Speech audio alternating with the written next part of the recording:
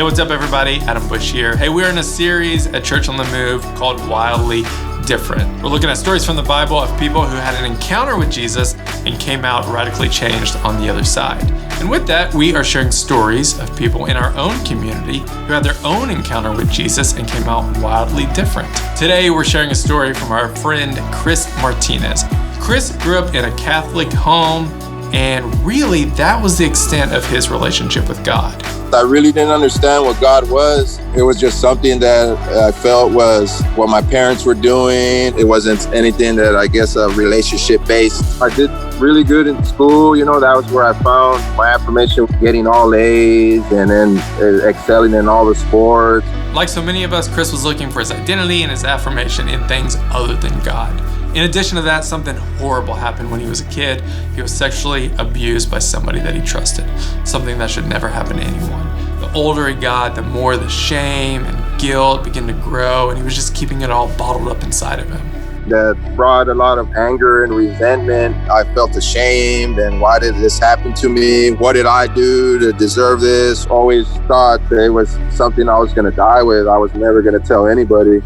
Chris continued to search for his identity in things outside of his relationship with Christ, all the while holding on to the shame of his past. And this led to unhealthy relationships, a drug addiction, and ultimately, Chris landed in prison. I was mad at the world, and I had a cellmate that was going to Bible study. So you know what, today I'm gonna go with you. I seen this older man, and he started mentoring me some. That was my first encounter, though, with Jesus as a relationship. I converted from Catholicism over to Christianity at that point. So while Chris was incarcerated, he gave his life to Christ. That's awesome. After prison, he started working at a landscaping crew, and the guys there invited him to a brotherhood breakfast. That's our men's group at the church. He started serving at Church on the Move West. He got engaged, and he and his fiancée are all in it for Jesus. I got baptized January 17, 2021. Whew, man, what a special moment. Excelling in sports, excelling at work, none of that stuff felt the way I felt coming out of that water, and that's what I want to continue to seek. I always felt alone, and now I don't feel that. I feel the Lord with me. I feel my fiancée, Tiana, doing this with me. It was just so beautiful to be able to experience that.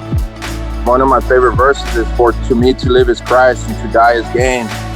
Philippians 1:21, because I want to live and enjoy life and continue to share my story. I would normally wanted to bottle it up and never tell nobody about what happened to me, and now I want to share it to help others. I seen that pamphlet, Wildly Different, they put them on the chairs, those little flyers or those little cards. I got a tug. I was like, hey, that's me.